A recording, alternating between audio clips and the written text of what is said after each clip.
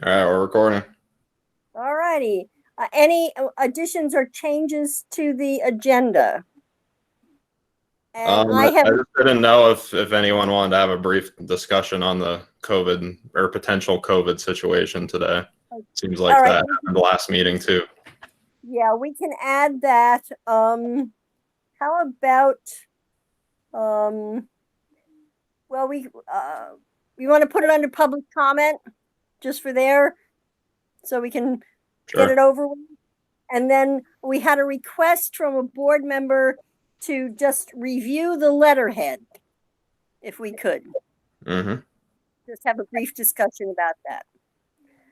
Okay, so and I think what we'll do is we'll just put that. You know what? Communication tools update. We'll just include that in that because letterhead is a communication tool. Sure. Alrighty. So public comment. How about our COVID comment?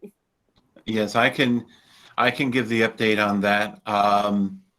And first, I want to thank Josh and the team at the district. They're really on top of it, and we're able to work quickly on communicating about this.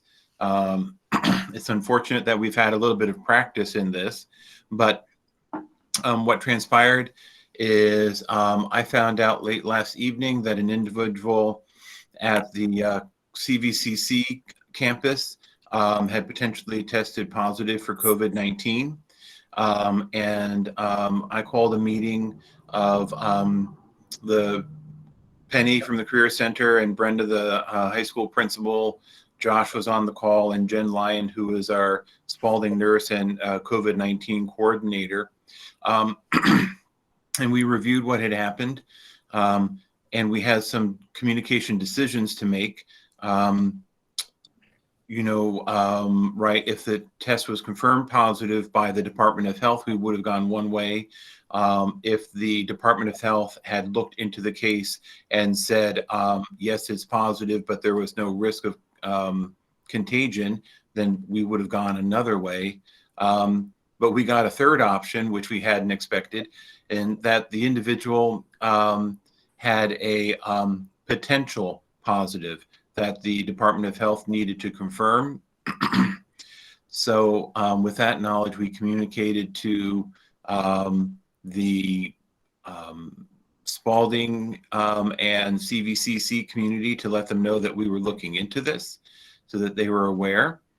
And what we're trying to do is, as knowledge is power, and also to help people manage their own worries about this, because people end up knowing about these situations whether or not there was communication.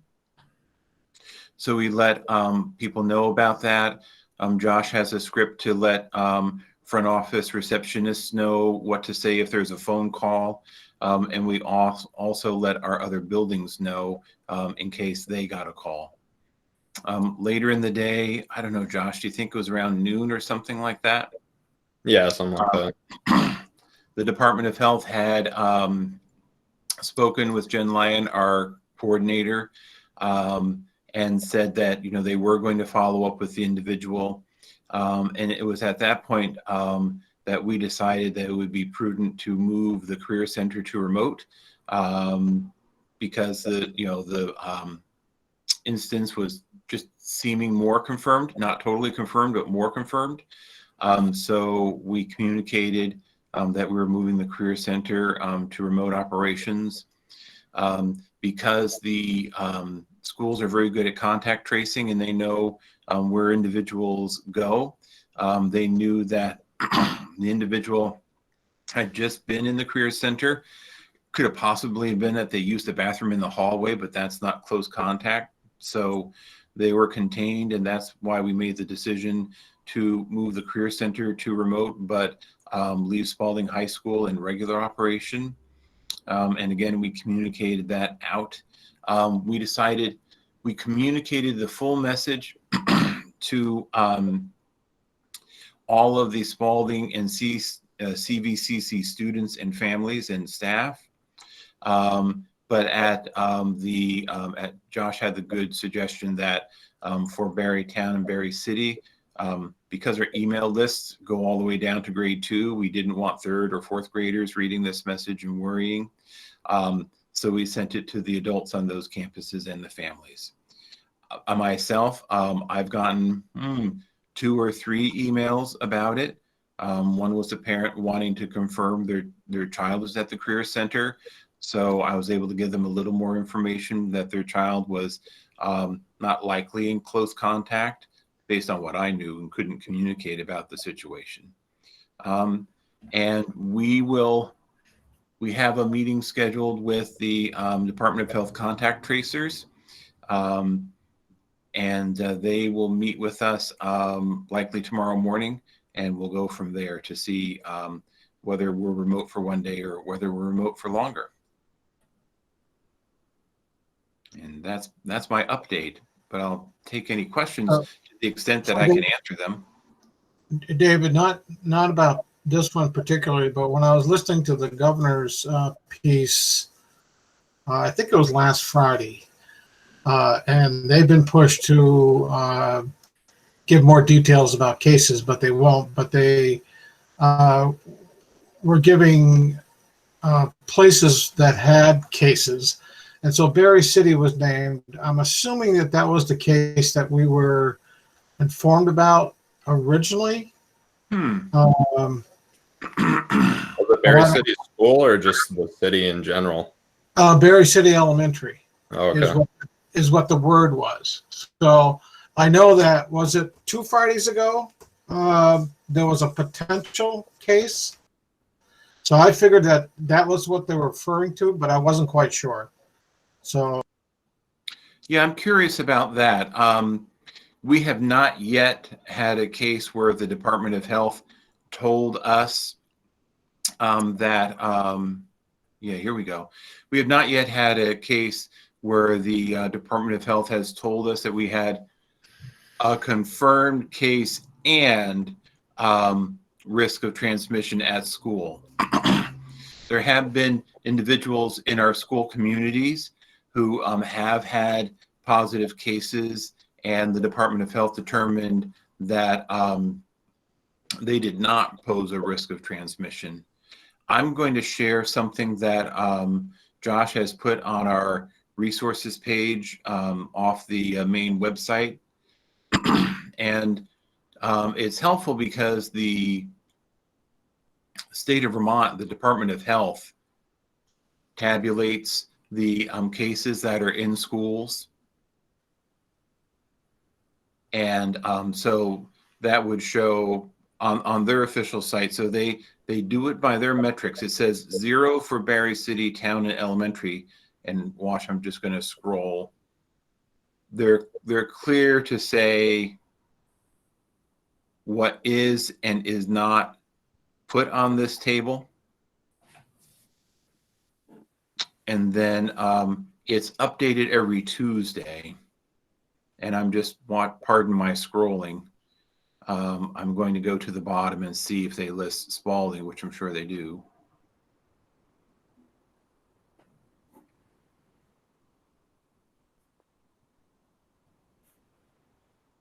Okay. And they list Spalding, and they showed no cases for Spalding, which that confirms our understanding and communication from the Department of Health that there have not been any cases in our schools where an individual was contagious and there was risk of spread. So that means there have been no cases in our schools where the Department of Health has done contact tracing. well, the communications logistics, I'm sorry, is that when people know, that an adult or a child has, contracted COVID-19 in our school communities, it still makes people totally understandably thirst for knowledge and want to know, am I at risk? Was it my kid's teacher or was it my kid's classmate? Well, the reason I'm asking is because they use Berry City Elementary I mean, Dr. Levin used Berry City Elementary as one of the schools, but it might have been a result of, I think they were talking about the Central Vermont, outbreak. So they could have been talking about a community member, but I'm not quite sure why they used Berry City Elementary. Now, I don't think I was hearing things. I could be. Halloween was around, and but that's what I heard. So that's why I'm asking it. So Guy, to follow up on that, I was reading, I think it was a VT Digger article this morning, or was it the Times Argus? I don't remember. But there was something that was along those same lines. It was basically in reference to the outbreak at the Civic Center in Montpelier and all of the places that had been impacted by it. And Berry City was listed as one of the schools. Actually, it said Berry Elementary, which I thought was odd because there's no such thing as Berry Elementary. Right. Yes. That's correct. But I think it was just, it was being lumped together as having been impacted by that outbreak, but not necessarily part of community spread. That was the way that I was reading the article. Right. Remember, that's unfortunate, and because it's very tricky, how things are defined. Not positive at all, but you just have flu symptoms, or positive, but you weren't around enough to be contagious, or positive and you were here, but not when you were contagious, or the least desirable is positive and you were contagious when you were here, and we need to find out who you were with. Right. Remember, we did close Berry City for one day just out of an abundance of caution. So that's probably where it came from. And that was tied to the ice rink. Mm-hmm.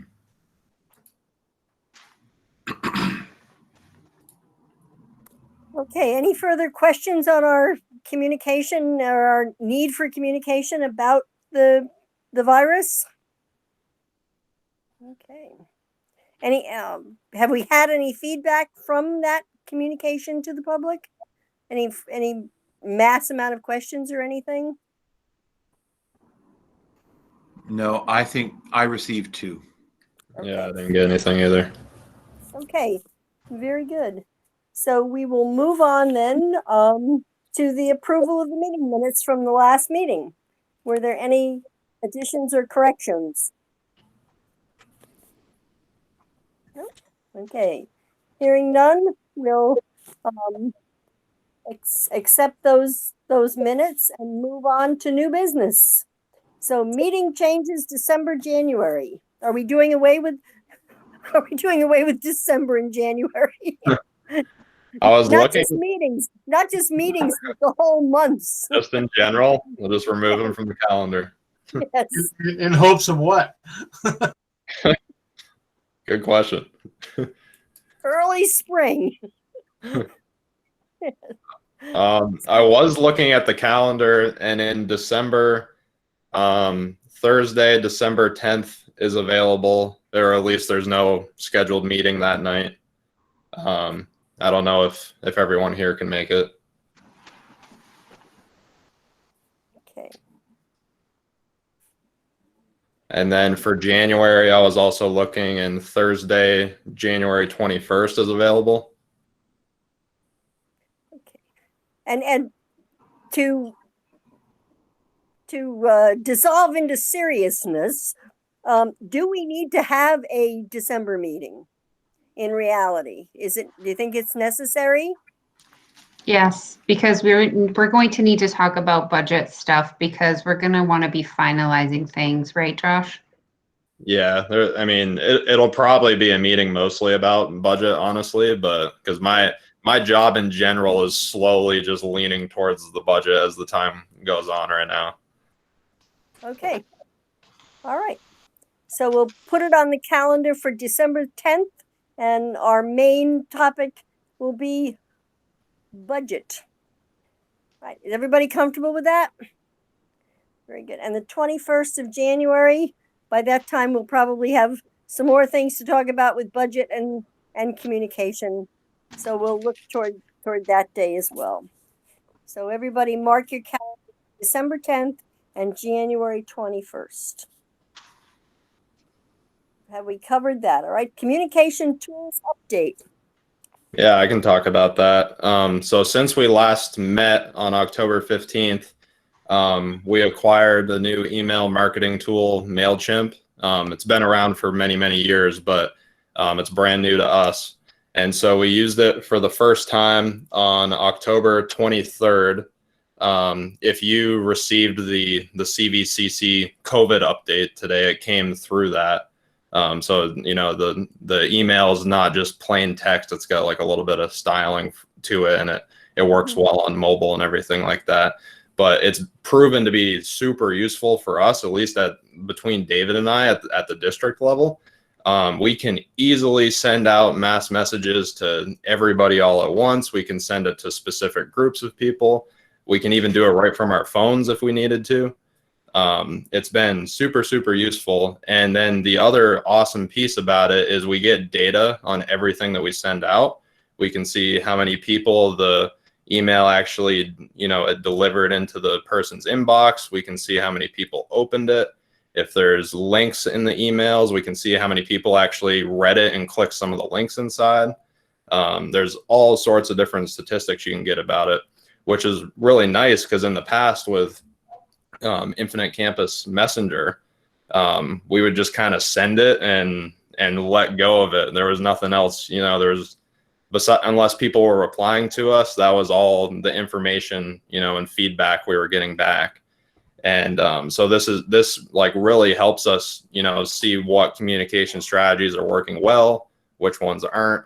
And so it's been super useful to us. And eventually I would like to expand it into the schools as well, like getting principals to use it for their newsletters. Maybe Natalie as athletic director does it for like maybe a seasonal athletic newsletter, something like that. And anyways, I just wanted to give you guys an update on that because it's been a huge improvement over using just the regular Infinite Campus Messenger. So, and there's still a lot more we can do with it, but we're kind of just scratching the surface right now, but it's been a really good step in the right direction. So Josh, I'm very excited that you're doing this. I am not sure how many years. I think as long as I've been on the board, I've been asking for emails to be used. And everything was always, well, we can't do it because of this. We can't do it because of that. And as a business owner, we've used MailChimp for a long time. And I keep saying there are apps, there's software out there that already exists. Why are we just not taking advantage of it? So I'm really glad to hear that we are doing that. And I'm glad that we're going to get some data because that's super helpful. My question is about the newsletters, because every time I see the newsletters come into our packets, well, first of all, they're so different and you just get like all this, like depending on what school it is, you just get a lot of different information. And not that I want them to be the same, but you know, some of the things that are being shared in one school would be great if we were sharing it in the other school. Like I wish there was some consistency for really good information. And then the other question that I always mean to ask is, are we just sending these paper copies home every week, or are we sending out email copies? Are we posting links on our website? How is that being sent out? I know when my kids were little, it was basically paper copy would come home in the backpack. And then when my kids got to a certain age, we never saw them anymore because they got lost in the black hole of the backpack. So I'm just wondering, is that how it's still happening? Do you know? At the younger grades, I'm not entirely sure. I do think I remember like Hayden saying that they still do paper copies, and Ben Matthews, I don't know if you're available on the call, but you might at least know at the middle school level. Anyways, I know at the high school, they don't send paper copies home or anything like that. And I believe it's Beth Bicknell helps Brenda out. She emails it to families almost on I think Brenda's doing them on a weekly basis right now, just because there's so much going on. But that's one of the reasons why I want to get the principals involved in this MailChimp thing and expand it a little bit into the schools. Because I mean, we haven't even used it for a month yet, and it's proven to be super, super useful for us. And you're right. Like even when the information gets fed down to you guys, like it's all different. Nothing looks the same. I mean, even if each school had its own style, at least if we had just a similar layout, I feel like that would be helpful from even when kids are, you know, in middle school and they go on to the high school. It's just a similar feel. And we already do that like with our websites and everything. It's already a similar feel. So I feel like this is just another step in that direction, but it's hard right now because you're right. Everyone's doing a different thing. I think Hayden and Chris are doing like a Google Doc. Brenda, I know, is using Canva to design her newsletters, and Jen and Erica are doing another thing. And so, and I'm not sure what CVCC is doing, but if we did it at a district level, we could get them on board as well. I don't want to discourage each school from having their own, you know, personal newsletter, because I think every newsletter sort of speaks to their school community, and I think that's awesome.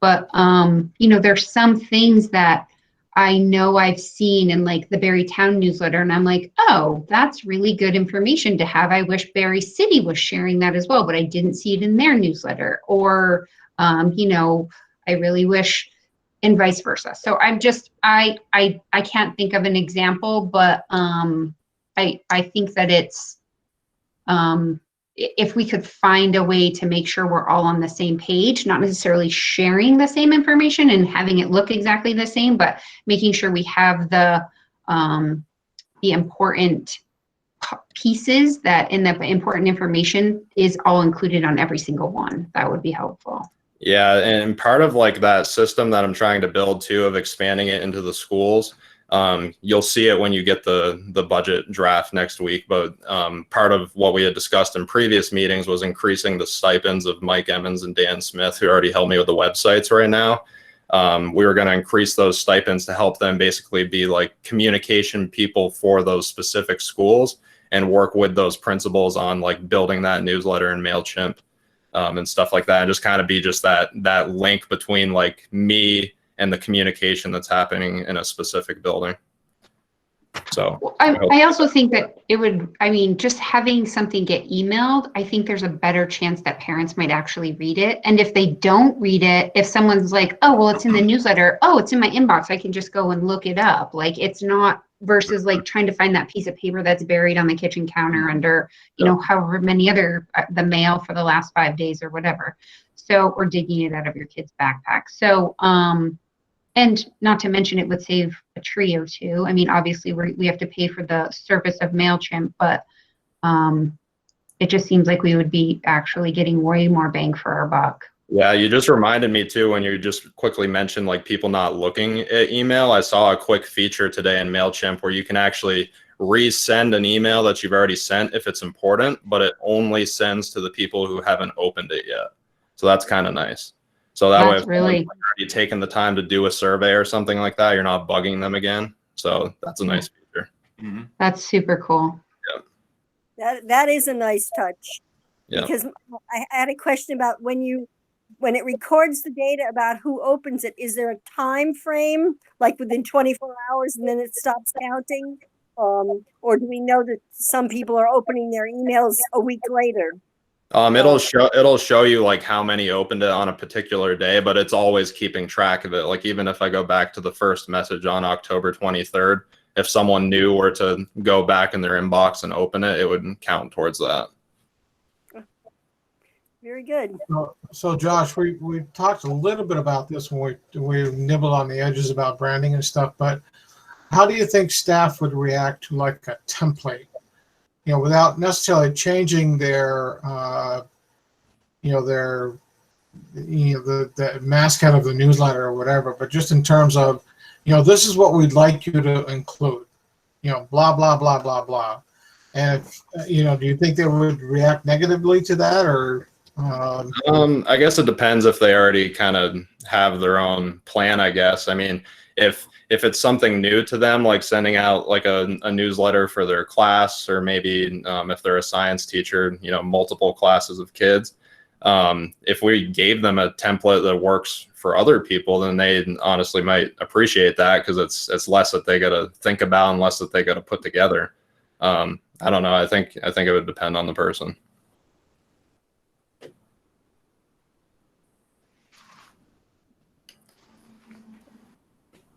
All right. Any other additional questions about MailChimp? That really sounds exciting. And we look forward to lots of mail now. Yeah. Josh, one thing you didn't mention, but you were showing me that you can also have the same content go from your MailChimp message to your Facebook page if you wanted, just by Yes. clicking a button. Yep, that's right. One less step we got to do. Oh, excellent. Okay, very good. Now, just to add to this communication tools, there was a question that came up about the letterhead and whether or not it was too crowded with all that information on it. So I've had zero part in the letterhead ever since I was hired, but I will say I'm absolutely happy to take it on as a project because I love doing like graphic design and stuff like that.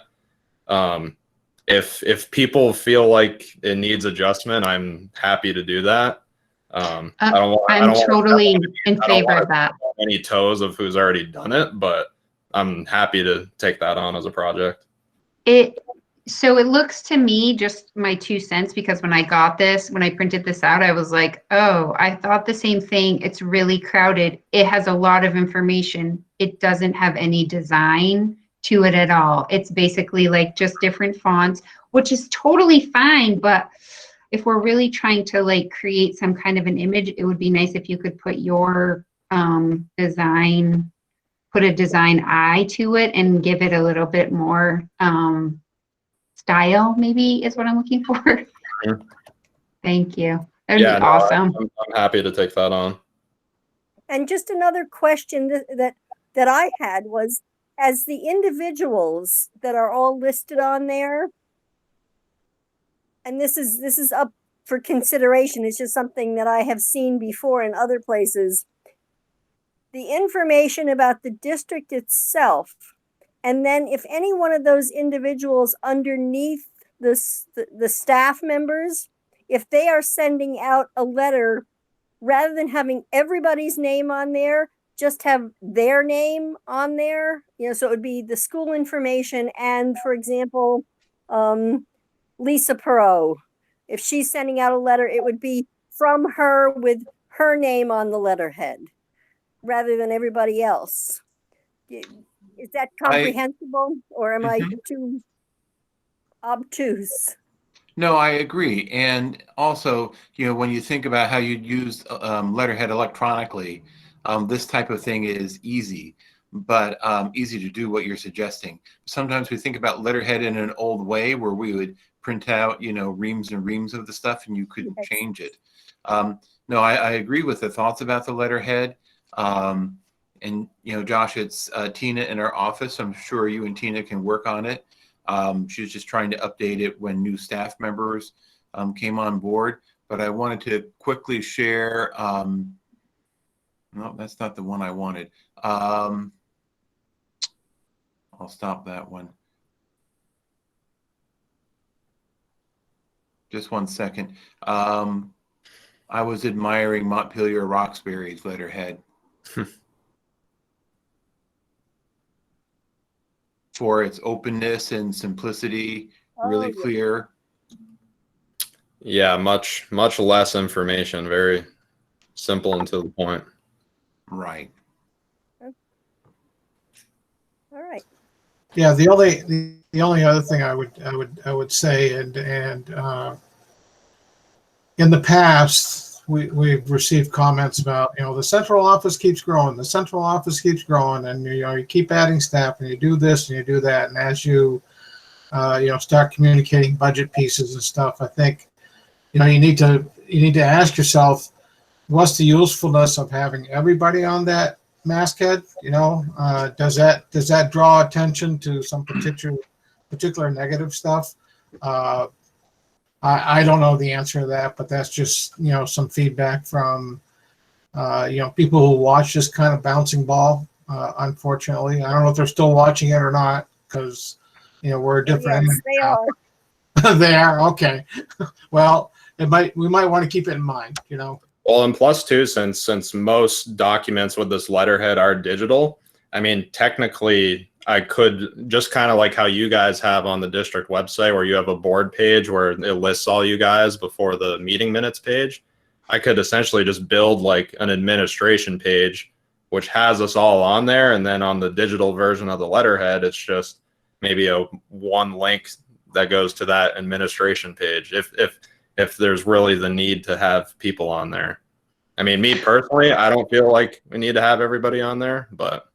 Well, I guess I'm going to ask the question, what is the point of having everybody listed? I've never questioned that before, but like, what is the reason, you know, I think the reason was long before David or I were ever around. Yeah, I think it's just following the past pattern.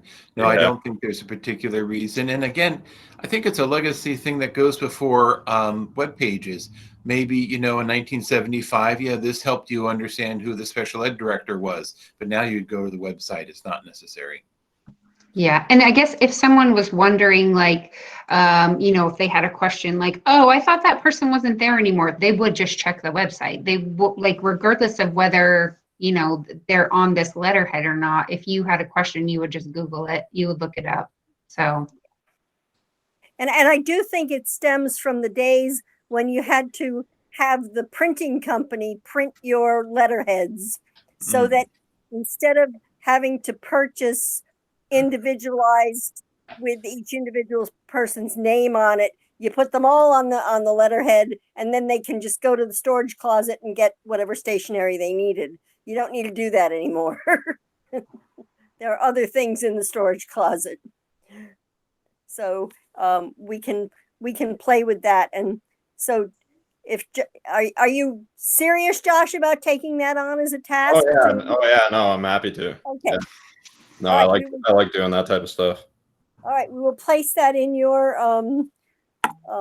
hands. Yeah. Look for it on the December 10th meeting.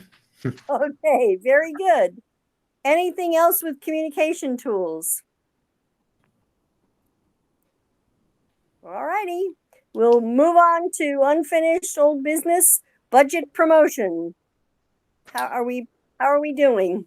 So this past week I've been working with Lisa a lot and the special ed team to prepare a presentation that she's going to do for next week's finance meeting. So we've been developing a lot of different graphs and stuff that help explain the situation, and just been trying to make that as good as it can be. And yeah, I've been doing a lot of that. And then since we last met, I met with CVCC's digital media arts class again to take that whole video project a step further. I'm going to be meeting with the K-8 principals this coming Monday and Tuesday to hash out how we're going to do the filming at their schools, because those are going to be the trickiest, because we'll actually need to take a couple students at CVCC and go there.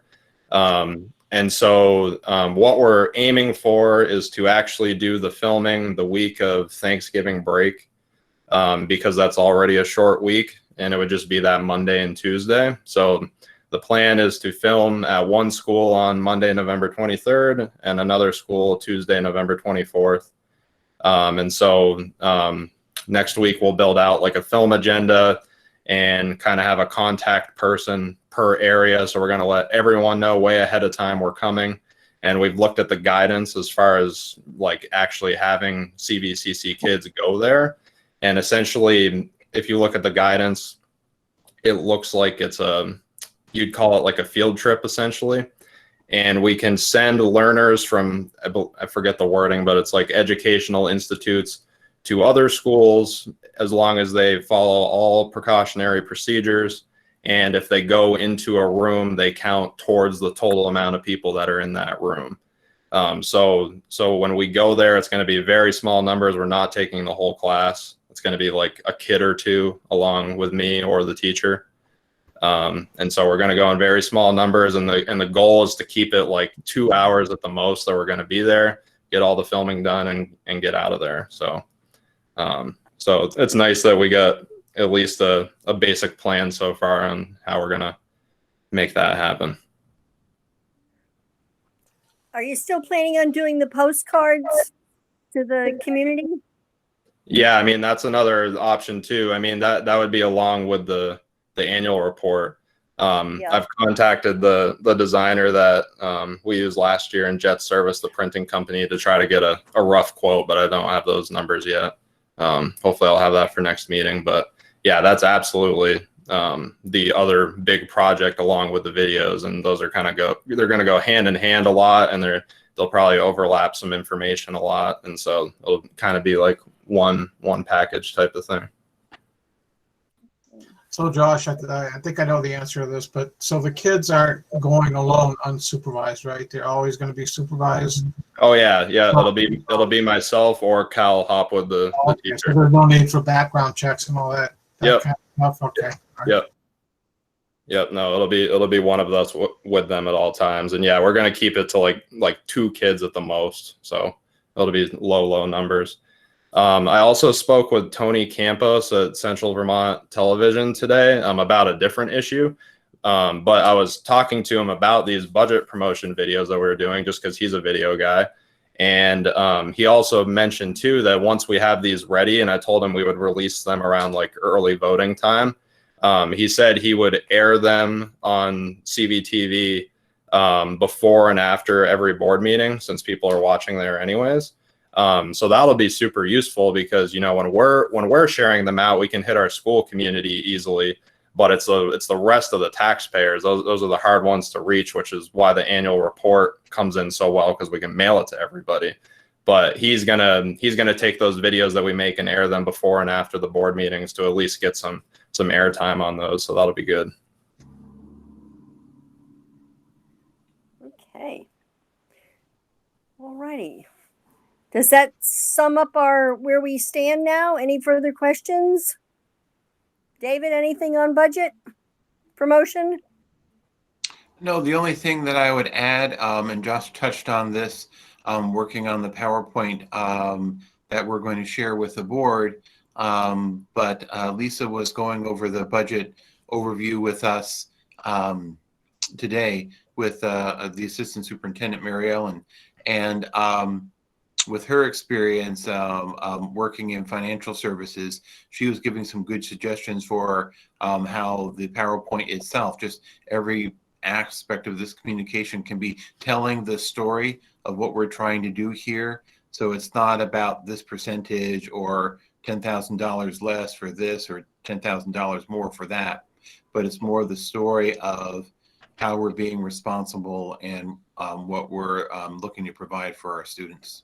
So that was helpful, and I know, Josh, she'll connect with you, and you're on the same wavelength about that. Mm-hmm. So just to share a tidbit, I don't know how much water this holds or not, but I did get a call from a select board member after the CVCC presentation, and he was over the top in terms of the the amount and stuff, and mentioned the tax rate. And again, it was one person. I don't know how much that person is talking to other people. Just wanted to share that. I said, well, we're studying it. There's nothing firm yet, but he did see the presentation, and sticker shock was a little overwhelming, but he compared it to everything else that's going on, and it's you start wondering whether that's what people are going to take a look at. I don't know. I kind of wish the reassessment was already done, to be honest with you. But it's good that you bring that up, Guy, because that's a tricky piece for communicating. And, I reflect on, it literally took us at least 45 minutes discussing it after the presentation, discussion, to sort out, okay, what are we asking for? Who's approving this money? Who's paying for the money? What step are we at in the whole project? Because we just saw, images of a multi-million-dollar facility, but we're not voting on that. We're looking at site selection, but we're actually just getting RFPs for site selection. So it's a very nuanced conversation. So it will need really clear communication. Even the board that was familiar with it took about 45 minutes before it sunk in and we said, yes, okay.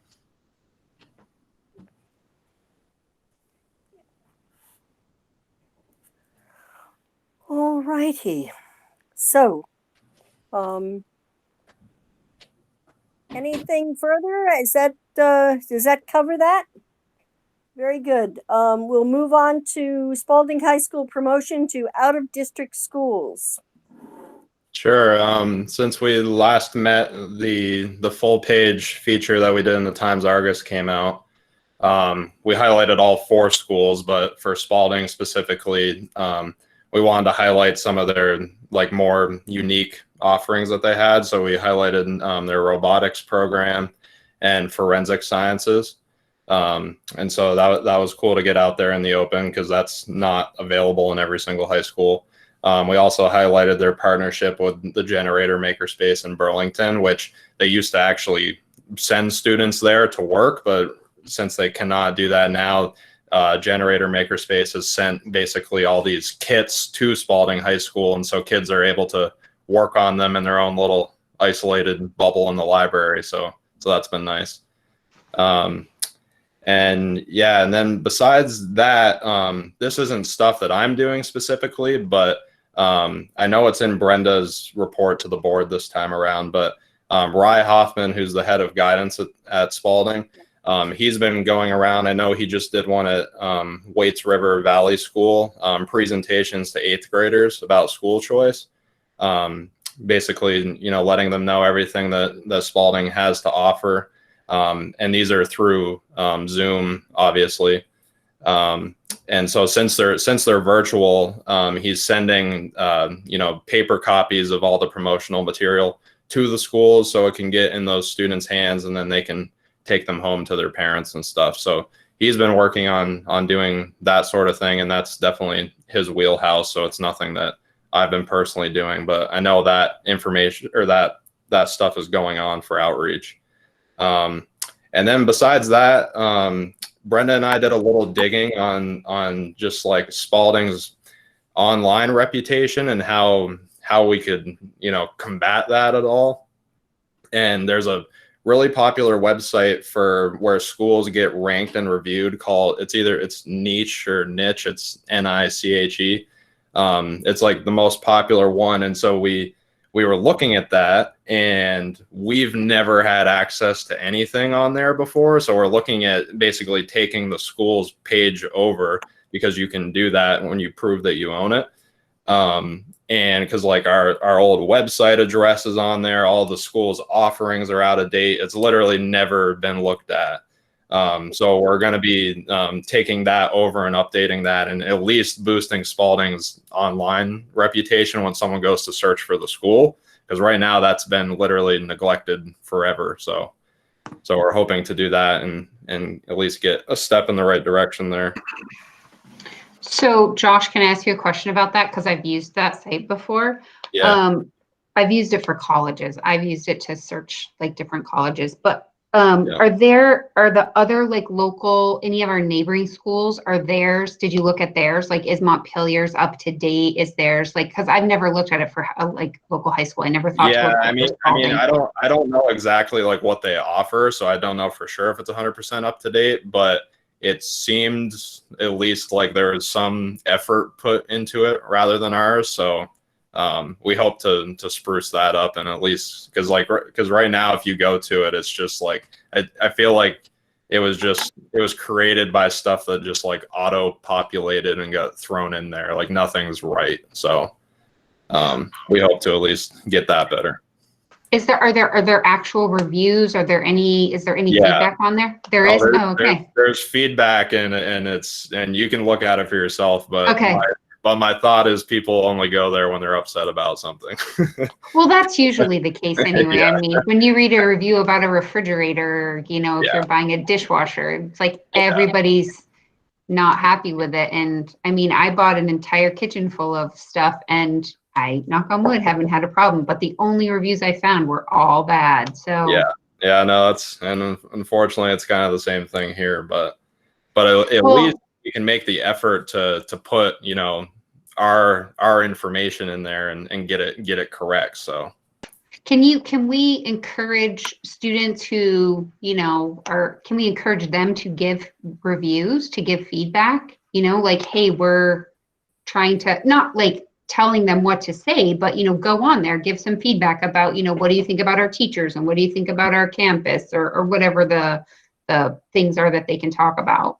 Yeah, I mean, I'd say at the very least, we can at least people know it exists. Whether we, tell them like, hey, please give us a good review or not is another thing, but we can at least let them know like, hey, this is out there. Yeah, because it's kind of a mess right now. You can look at it for yourself, but I will go check it out. Yep, there's some comical ones in there too. So, John, just thank you for doing the Times Argus thing, but just for me, just a passing thought. It took the sting out of remote versus in school, and it's like when I looked at the page, I go, wow, everybody's learning. There wasn't any mention about all that stuff, and it's like, yeah, that was totally intentional too. Yeah, and at least for a minute, it took away that sting of all the emails we've been getting. So I really appreciate that. Yeah, and that's going to be one of our like key themes too in the videos that we're doing, especially the one that's more like COVID related is what you just said. Everyone's learning. Everyone's still learning, even though all this stuff is going on. And so yeah, we hope to really, visually show that message with those videos. And again, we're going to put that same theme into the annual report too. So a lot of the information is going to overlap, but we all wanted to say the same message. Okay. And as we approach the holiday season, is there any way that we can do that promotion with the school-based, the hats, the vests, that kind of thing downtown? Or do you need any help with doing that or anything? Yeah, I mean, I haven't been able to spend any effort on that. It's again something. It's a goal that I'd love to have, to get Spalding merchandise in the downtown, and it kind of goes with the letterhead. I'm definitely like a design person, so I would want to have a hand in that. Like designing merchandise and stuff, but it's just literally it's been unachievable lately. I just have not had the time. But there's like at the fall fest, not this year because there wasn't one, but in previous falls festivals, there always was someone at Berrytown who had an order form for Berrytown hats, scarves, vests, that kind of thing. Yeah, I know they do. Someone in the front office does it. It's through some company, I forget, but yeah, but definitely like my goal is to have like an actual in-person thing in storefronts on Main Street. And kind of, I mean, it really what I think about is how Main Street looked like in the spring when we were celebrating our graduates and stuff. Like that, I mean, not quite to that level, obviously, but just keeping that same school spirit in the city, because on a normal time of the year, you don't really see it at all. Right. Because what I was thinking of, it certainly would be nice to have, a sweatshirt or two or a vest or something in scattered windows downtown that people could look at that as a potential for some kind of holiday celebration. That it might be good to let people know that that's out there and have the order forms nearby. So let's, and if you need any help, I can help with that. Absolutely. Let me know, and we can decorate the windows down there in green and maroon. All right. Actually, this is a potential suggestion. I know Thigerson Sports usually carries a lot of Crimson Tide stuff. Maybe we can talk them into expanding their promotion of that, so they would benefit and then we would benefit. So, if you got an empty storefront and Thigerson Sport puts up, some sweatshirts and t-shirts and hats, and we all know that the Shark is getting ice time because I saw it in the Times Argus. So, yes. He's been frozen. Hey, Guy, can you Yeah. email me the name? I'm not getting it clearly. Can you email me that name of that I- company? Sure. Yeah. Yeah. Yeah, I will. Yeah. Okay, thank you. All And righty. he probably would do it. He probably would be more than happy to do it. It just probably nobody's ever asked him. You know. Right. Yeah, I haven't been in there in years, but I remember seeing like high school merchandise in there before. I mean, that's where I got my last Spalding sweatshirt that's getting ready to bite the dust, and I love them. They usually have blue ones and red ones. I mean, and if nothing else, they probably would welcome the expansion of potential promotion. Okay, very good. So we'll do that. And we'll have everybody will be wearing blue, maroon, green all around town. Mission Vision Strategic Planning Update. I've been talking with Winton Goodrich, and next week Tony Campos and I are scheduling a Zoom meeting that we are going to record, and then Tony's going to edit it. We're going to do like an hour, but he's going to edit it into 15-minute segments and pass it on to you, Josh, so that we can distribute that all over. But Awesome.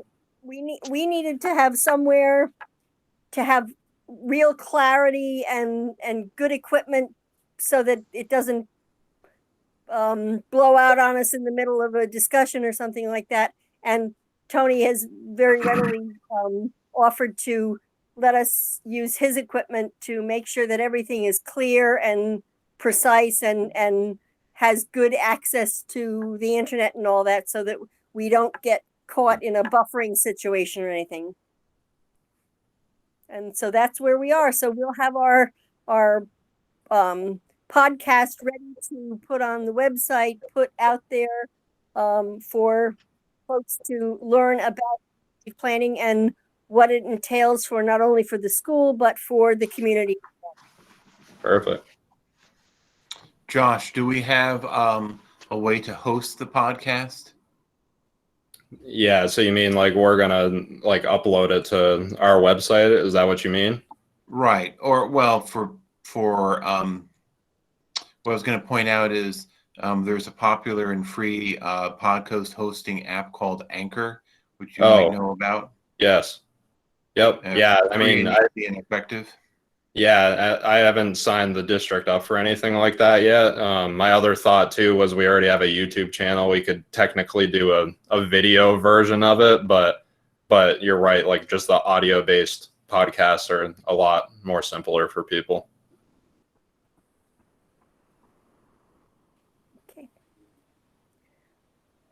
So that's where we are on that. We're writing the show plan for it this weekend, and Winton and I, and we should be ready for Tuesday. Awesome. Any other business? Any member of the committee? Any other business? I do. I have a question. And this sort of piggybacks on the question I asked last month. Are we going to be doing surveys for 5 through 8 and 9 through 12, like we did for K through 4? I don't know the full details of it. I know Brenda did one at the high school level. But I don't know exactly what she asked compared to the K4 one we did. Right. Hers was quite extensive. And she's putting the results in her newsletter. So that will be part of her principal's report at the board meeting.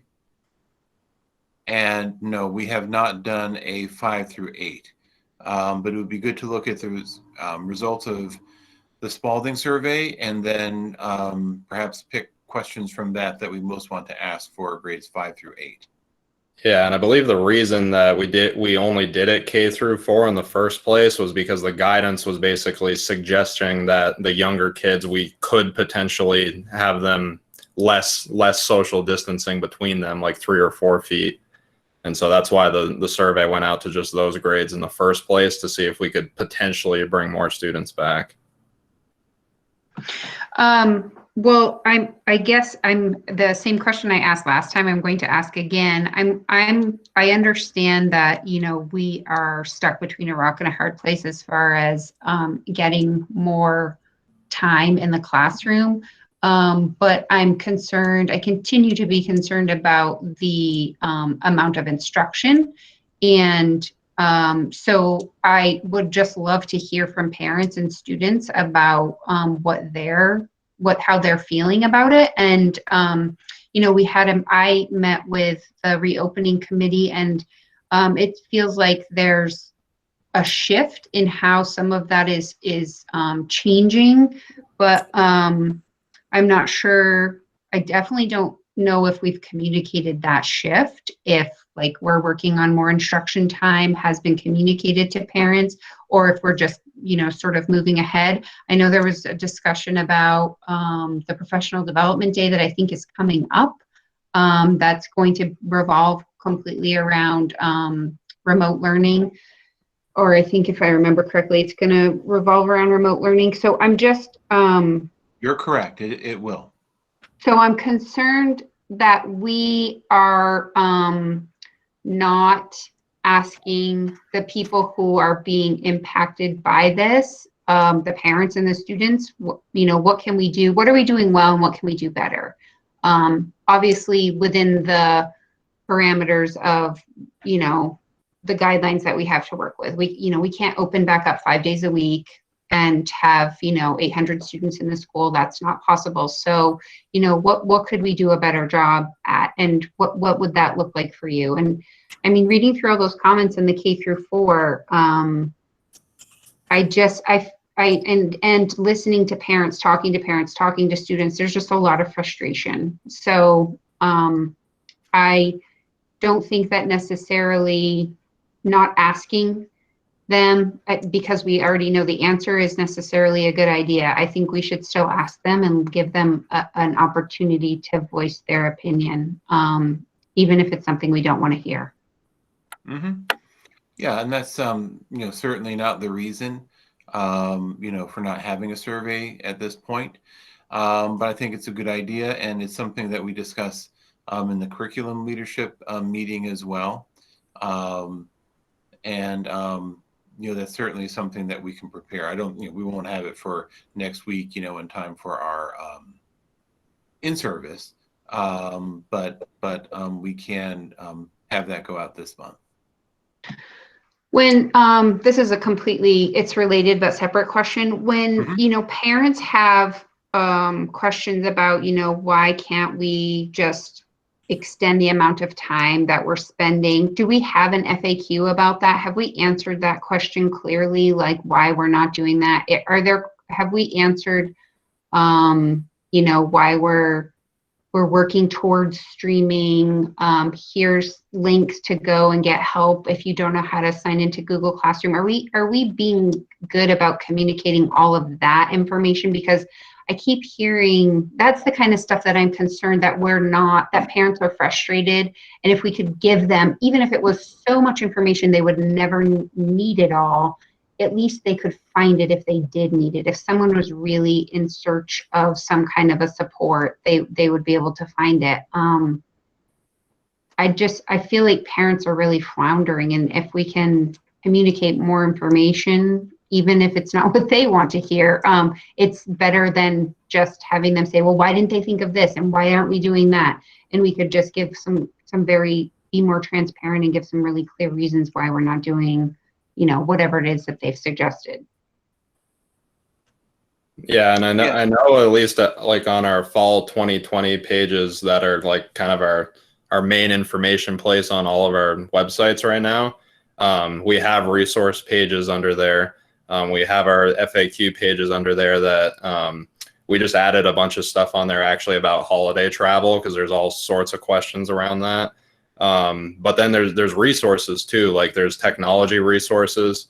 The technology integrationists at all the schools have their own, they have student tech resource page and faculty ones. So those are available on our website. and again, I don't know the details on those because I didn't build them myself. I just linked to them. But I know we have all sorts of regional resources from all the different Vermont departments, whether it's of health or whatever. We have information, on COVID. And that FAQ page is huge. I mean, I don't know exactly every question we've asked in there because there's a million of them. But yeah, I mean, I don't know, at least on those pages, I feel like we got a lot of stuff, but you're right. I mean, there's absolutely frustrations and everyone has the right to be frustrated. It's a frustrating world right now. And, but yeah, I mean, I feel like at least, we got a lot of information available that we try to put on those main pages and we keep it the same for every school. I don't know if that fully addresses your question or concern, Sonia. I mean, there's obviously a lot more we could be doing, but well, I feel like we have a pretty good amount, at least on that main resource page. I don't know. I'd have to go look at the FAQ page. So, here I am talking about something I haven't looked at. So I apologize. I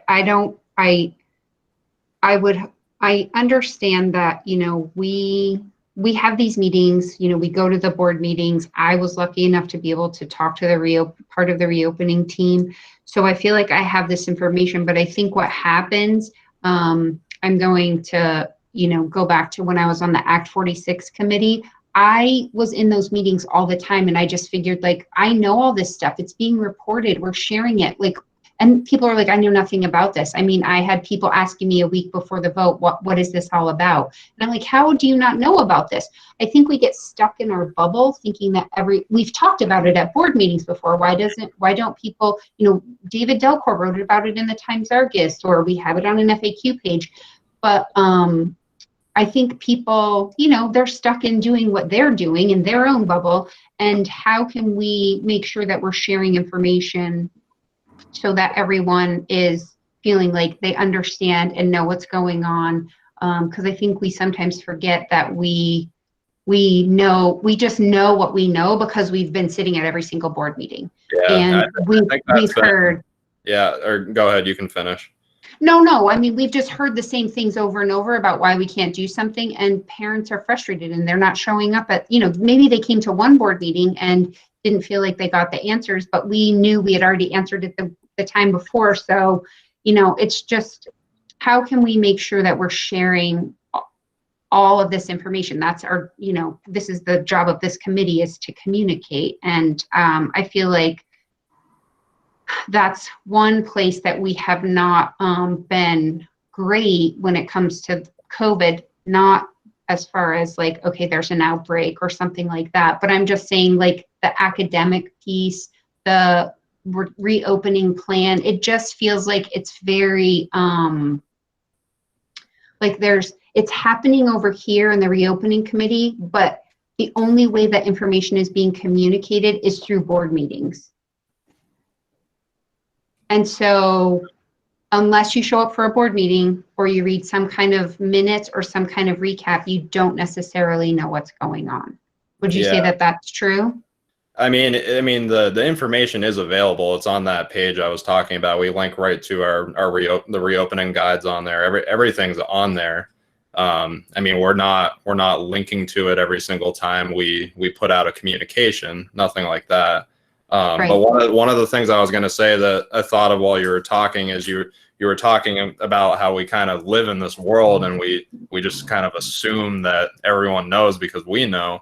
And I was going to say, I feel like it's been helpful having the two parents who have been on the reopening committee since that started, because you get that outside perspective, and just in the few meetings that they've been there, they've brought up points that are like really eye-opening, that we're just like, we think we're thinking of everything, but we're absolutely not, because they just have that completely different point of view, and just getting that lens on things has been really good. So are they helping you with reopening, or are they helping you with also communicating anything that may be changing? Or because So the only reason I asked that is because when we had the VSBA, we had a VSBA meeting and we talked about reopening, and there were some parents on that committee. And when something happened, the parents were sort of the liaison with the community to say, oh no, we were in those committee meetings. We can tell you, we talked about this, we talked about that. So they were really good liaisons. I don't know if that's what the people on this committee are necessarily sort of charged with or being asked to do.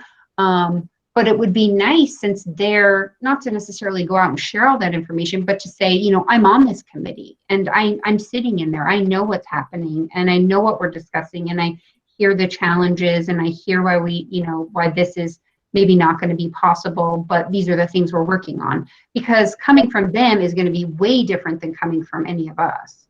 Yeah, no, I definitely agree, and that same type of thing is huge around budget too. Like if you can just get those people on your side, they promote it for you just because they're on your side.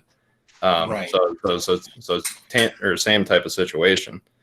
Not that I think we should ask parents to go out and, one, sell our budget, or two, communicate reopening, but it would be interesting to ask them, how can we communicate better? What can we communicate better? I guess that would be my question for them, because they know what parents are looking for. They know the information that parents want. So what could we do better?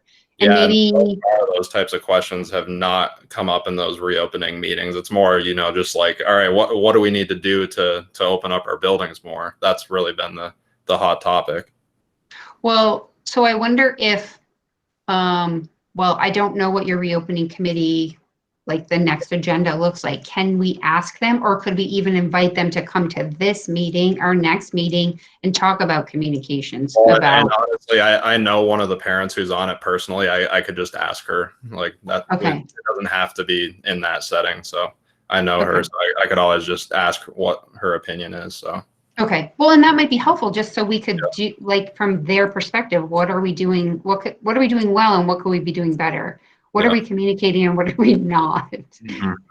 So. And along those same lines, would it help if there were occasional wayfinding just notes, like on Front Porch Forum, that says, if you're interested in knowing about this, here's the website. Not a big long essay, just a little note on an off day on the Front Porch Forum, or something in the world, or something that says here's where you can go to look at that. If you're looking for information, here's the link.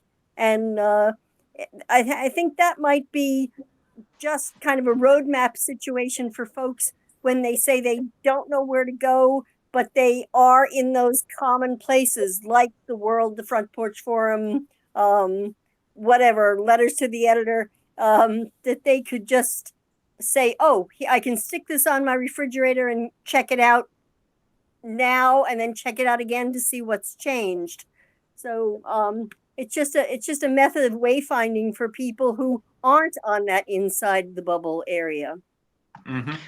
Well, I also think in sort of to piggyback on what Alice said, that would be great for the community, for our parents. You were just talking about this awesome MailChimp, I think even an email that goes out to every single parent that says, hey, if you haven't seen, this is our FAQ page, and these are all the links to all of the, Department of Health guidelines. And if you ever have a question, then, look here first. If you can't find the answer, then please email your administrator, your principal, your building principal, a superintendent, whoever might be responsible, the athletic director or whatever. But, here's the first place you can look, because I think Alice is right. Sometimes it might just be people need to say, like, oh, I didn't even know that page existed. I didn't even know that was a thing, because I never go on the website.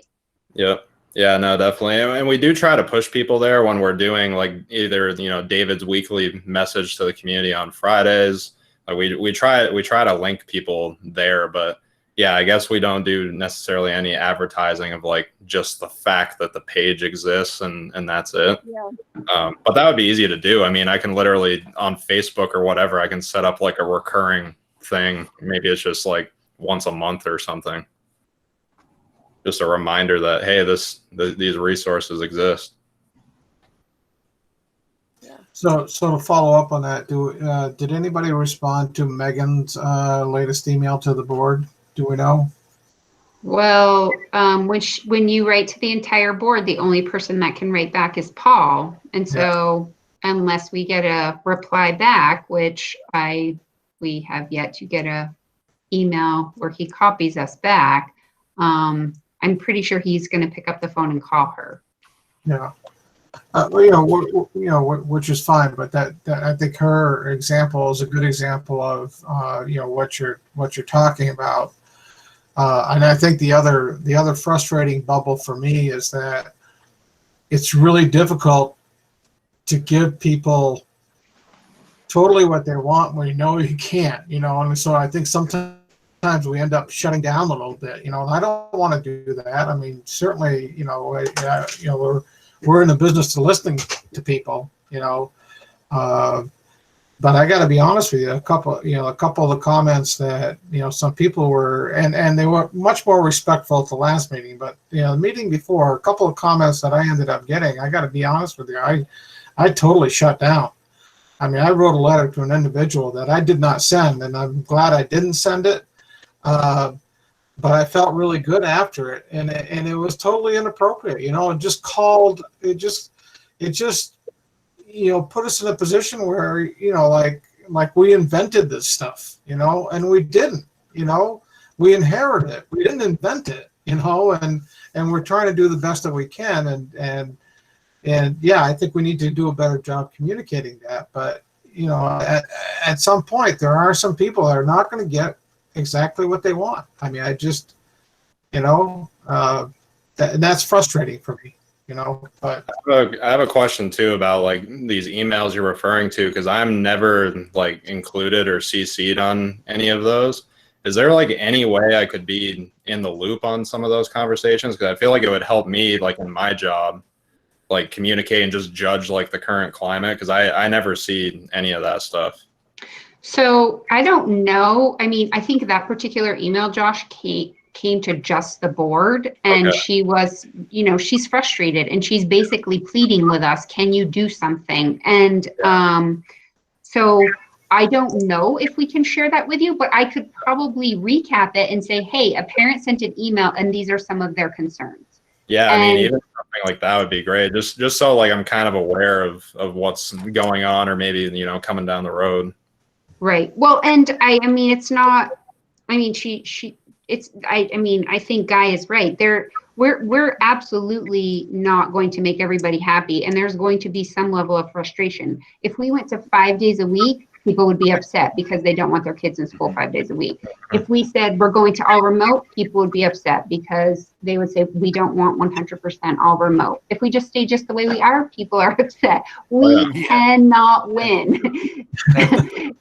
I mean, there is no winning. There's absolutely no winning. And I think people are just frustrated. And unfortunately, I think they're taking it out on, they're feeling like that we have some control over this. And because we're not doing what other schools are doing, then it feels like we're not doing everything we possibly can. And I think I'm glad you didn't send an email that you would later regret, Guy, because I think people who are frustrated are, they're just frustrated at the situation, and sometimes we get the brunt of it.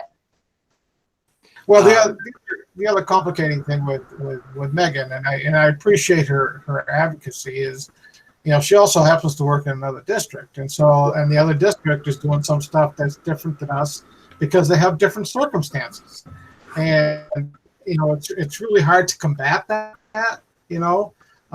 But the bottom line is she's being a parent. She has kids here, and I appreciate the fact that she's frustrated about that. And I think that's the way we need to approach this. I mean, and everybody's circumstances are different, and none of it's good. That's the problem. None of it's good on any side. The teacher side, the parent side, the worker side. But I think as much as we can communicate, I think is really helpful. I agree. Two things. Andrea has her hand up through the app, but I also I'm a little concerned.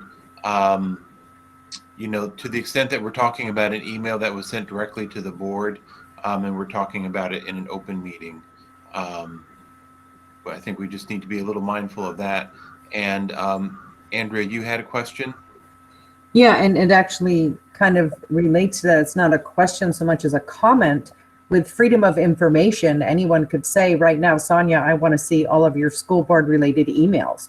So it really isn't confidential because anyone can ask for that information. I'm not suggesting it's confidential.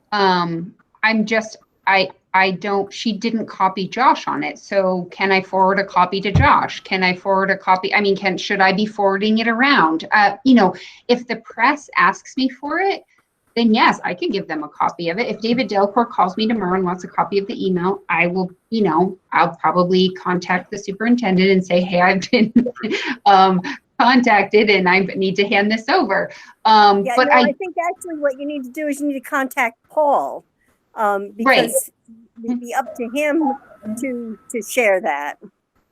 But what I'm saying is I don't think that because a parent contacted the board, and the fact that we're discussing it in an open meeting, I think is okay because it is free for discussion. I mean, she sent it to the entire board. This was not she sent it to just me, and I needed to keep it a confidential, private conversation. And but I think that I'm not sure that it's my place to send it to Josh so then he can address any concerns on an FAQ page. Right. It becomes a resource for Josh as our communication person, as any email would become a resource that maybe though there are questions that we haven't thought of that need to be answered, and they don't have to be labeled as, a particular person sent them in, but this is something that we haven't thought about, and here's the answers, because there may be lots of people out there who are asking that same question, and having a piece on that would be very valuable for people who are looking for answers to the questions they may have. So I think that would be, to confer with Paul and see what his thoughts on that are as far as sharing that, or sharing a summary of it, that here are questions that we haven't thought about and need to be addressed on our webpage. And just, with us discussing it, and I agree with Sonia's point, just so folks know, I do not have a copy of the email, and it would be up to the chair if he wants to forward it along. Well, I'm just going to apologize to you because it just dawned on me. You probably never even saw the darn thing. Well, no, and I think that's the other point, is that the parent was very clear in that she was just sending this to the board. Yeah.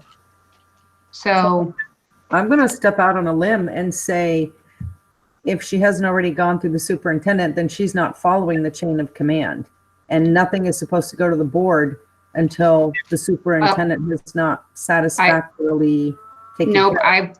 I would argue that she's doing exactly what she needs to do. So because I know those steps very well. And so I think her point is that she's coming to us and appealing to us because she's not getting what she wants, and she's gone through the correct channels.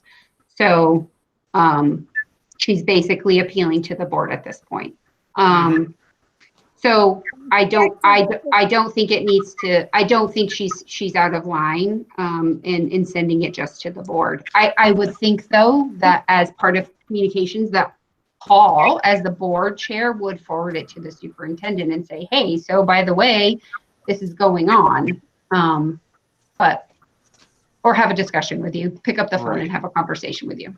And just, so the board understands it's no super secret thing or anything, that Paul and I speak at least on a weekly basis, and we haven't had the chance to communicate this week. I gave him a call about the COVID event at the Career Center, but he was busy with his workday. But it's usually the case that Paul and I speak on the phone at least once, and often more than once a week.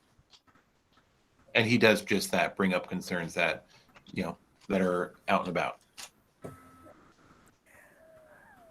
Okay, so, and I think also that would be a good discussion to, at the full board meeting, as to what the input from the communication committee is for dealing with board communications and how we want to handle that. So we'll make sure that that gets on a full board agenda as well. All right. Anything else beyond that? Nope. All right. So our next scheduled meeting date is December 3rd at 5:30, and December 10th. I'm sorry, December Yep. 10th, right? I'm looking at Yep. I'm looking at the agenda, but it is December 10th because we have changed it. So everybody change your calendars. It's December 10th, and even if it snows, yes. So we will go forward. So Alice, I emailed you that information. Okay, very good. It'll come through in a. Okay. It walks up the hill sometimes. All right. Okay. Have a nice evening. Okay. All righty. So we will adjourn and go forward from there. Thanks Thanks, everybody. for attending. Thank Good you. night now. Thank you, Bye. everyone.